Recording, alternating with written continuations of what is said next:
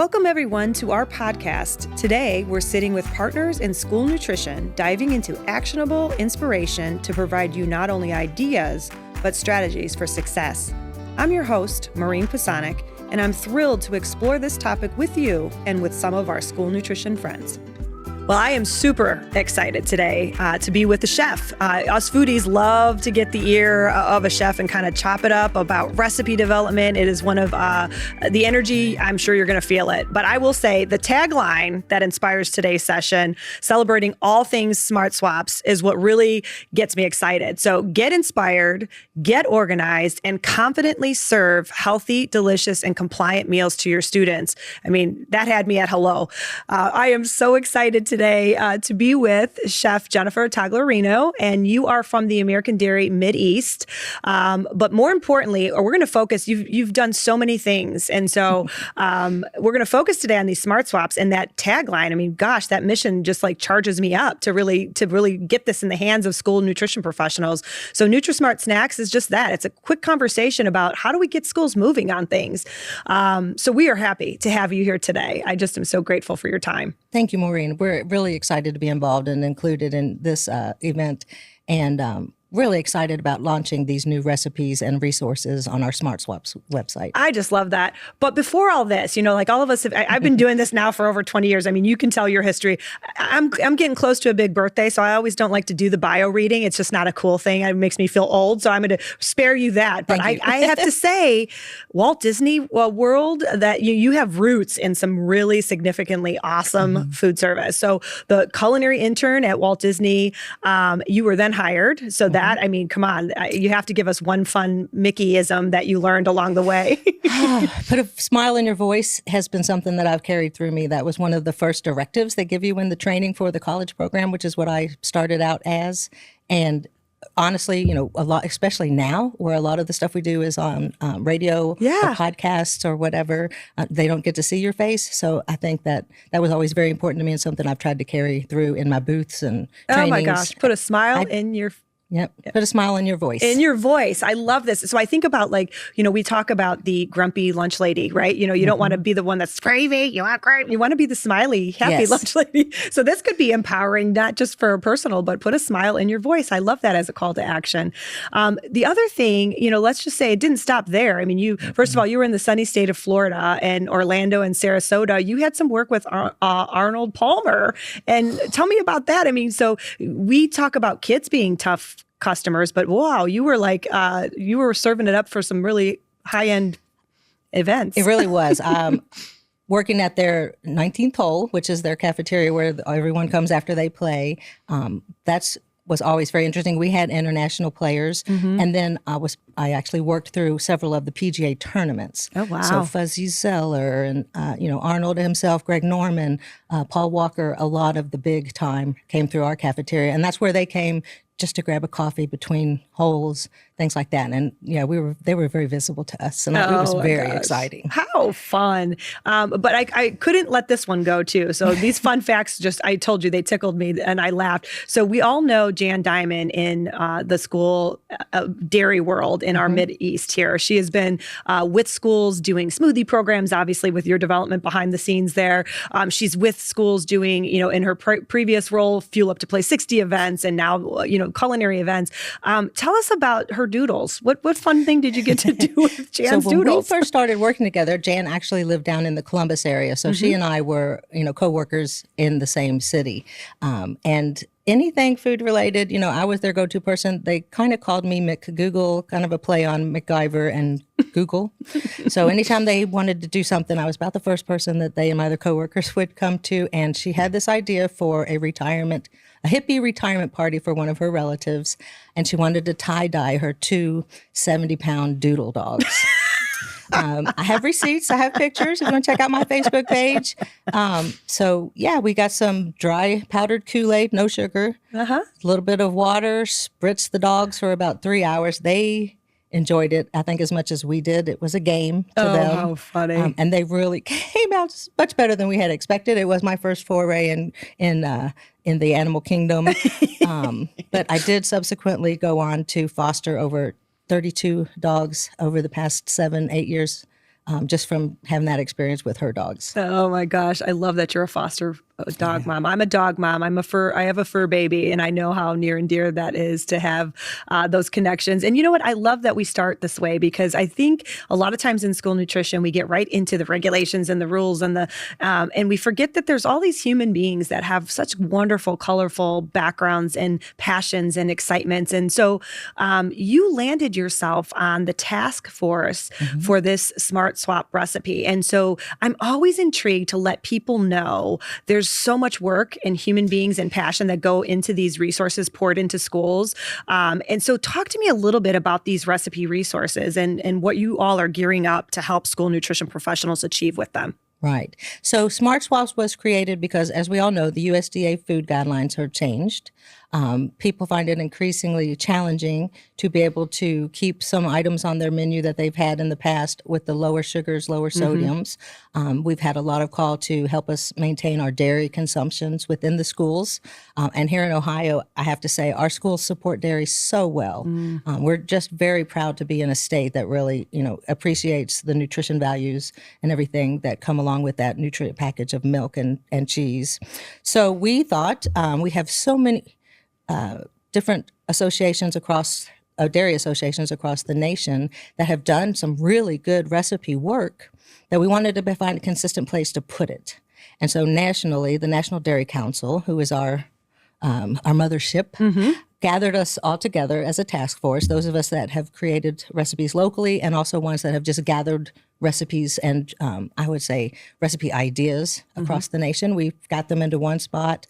And then we created cycle menus, recipes, and training videos to go with all of that work that we've done. So basically, I think one of the challenges that a lot of the schools are having is incorporating, more protein, but keeping the costs down. Sure. Using those new guidelines with the allowing the meat alternative at breakfast. Yes. As opposed to as the primary whole grain. Yeah. You don't have to call it a grain. You can call it what it is. You can Isn't call that it great? what it is. It still counts.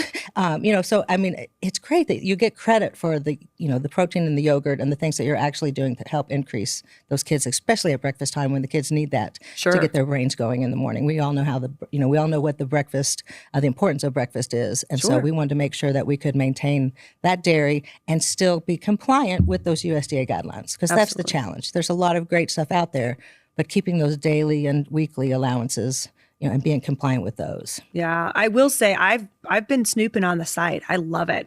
A couple of the highlights I love, and you mentioned them. I just want to really have our listeners, if you haven't gone to the Smart Swaps website, they are not joking in terms of having the resources. So one of our things that we've learned, maybe a COVID silver lining, is that many schools love a good short video. Like you think about something at home, if you're going to make something, you Google it or you look for a quick YouTube video on how to do it. So a lot of folks as adult learners won't go to a book and pull it off a shelf and open up the recipe. It kind of has, that's always been a part of our business, is writing a good standardized recipe and helping folks scale it. We learn here at daily trainings like this that you can never tell folks to pause, read your recipe, start in the right order. You can't just throw everything together and mix it. We just had that conversation walking down the hall. I mean, there are important things about recipe engineering and the steps of recipe, but I really love the Smart Swaps videos. And tell us a little bit about why you guys chose to use video modality in this project. So, like you said, there are a lot of people that are in that minute and a half videos. And we do find that they are effective. We also find that cookbooks and paper recipes and things are a little clunky in the kitchen. You don't have anywhere to sit them, whatever. But if you can watch that video ahead of time, a reason why we do them is because they can be used at, whenever you need them. You can watch them the night before you make the product. So you have a really good idea of the expectations.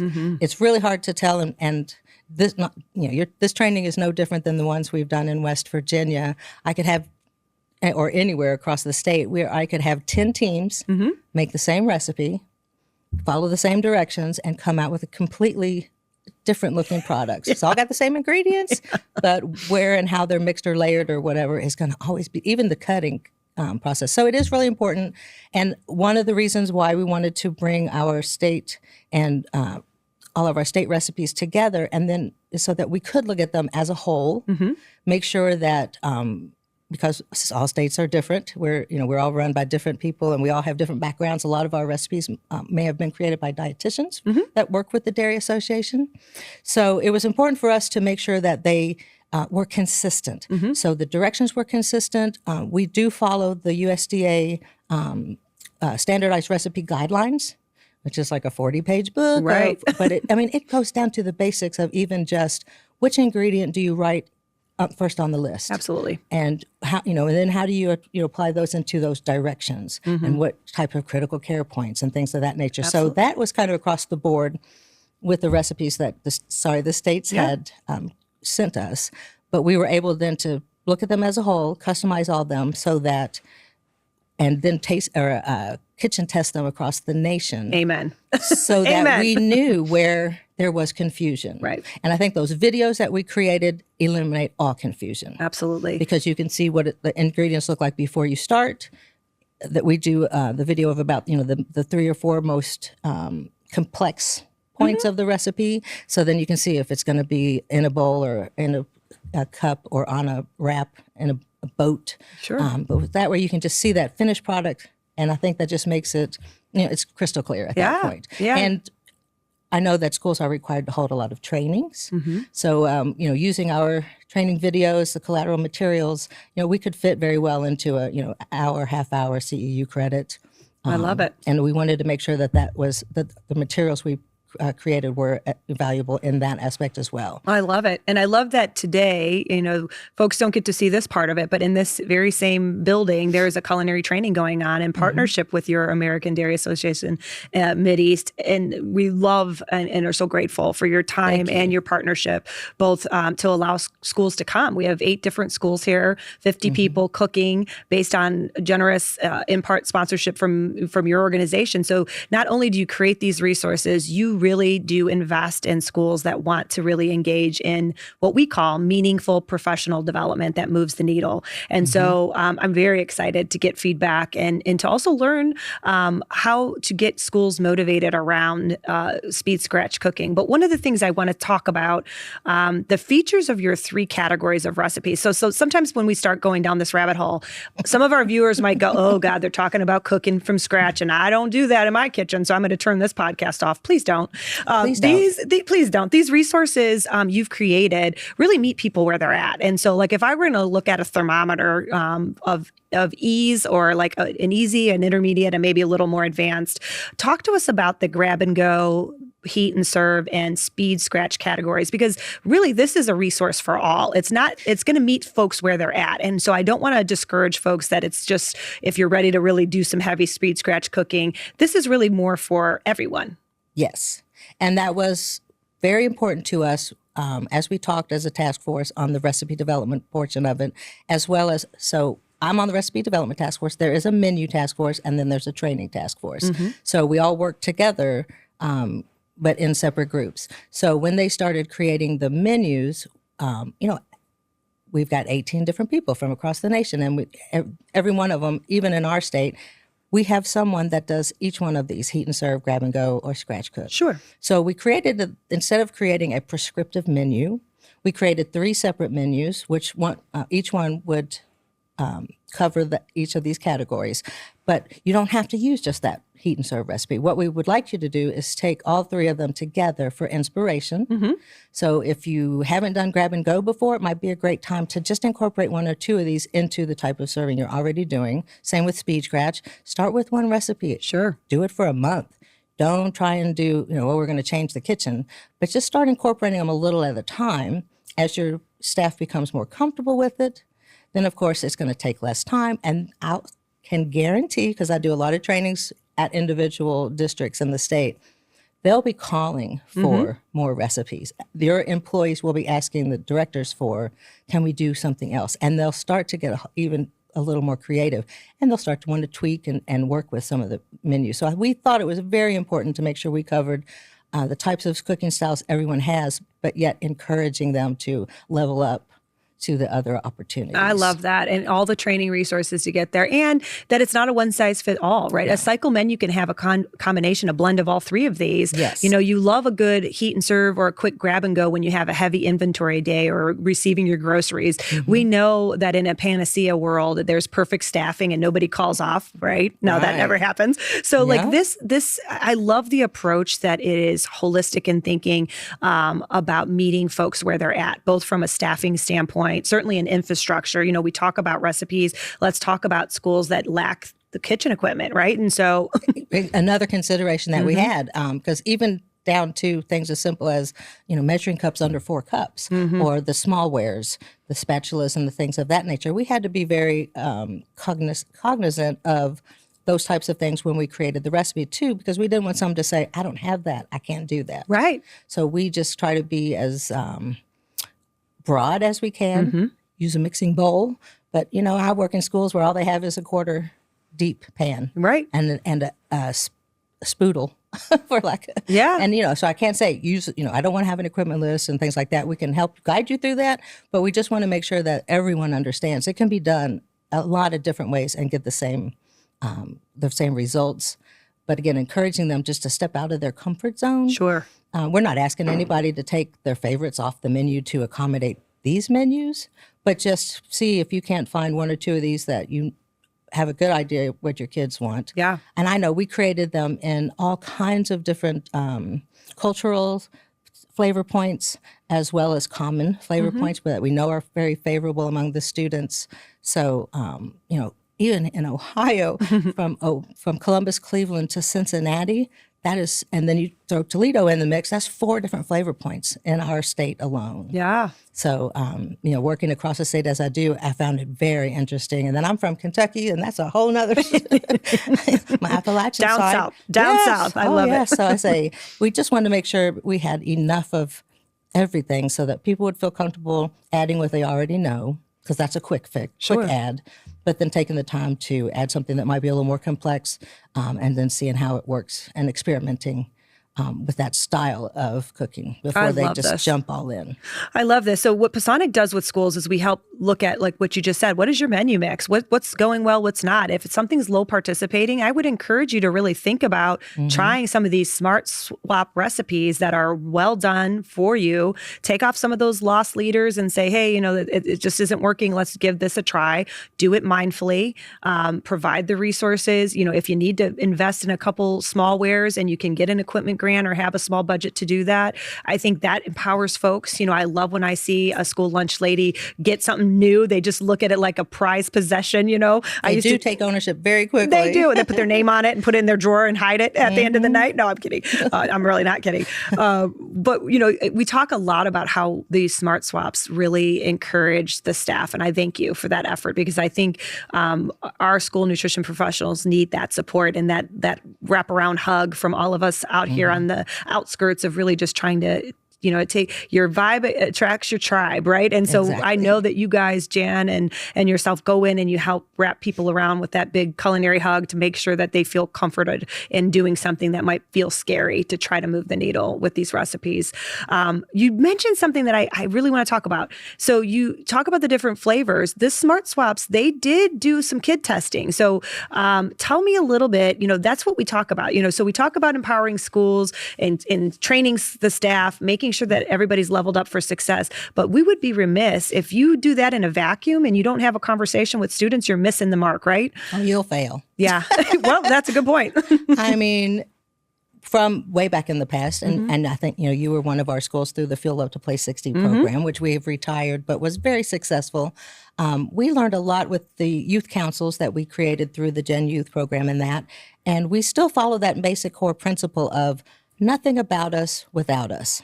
So there's nothing we can do for the students without including the students. That if we want it to be successful, you have to include their voice.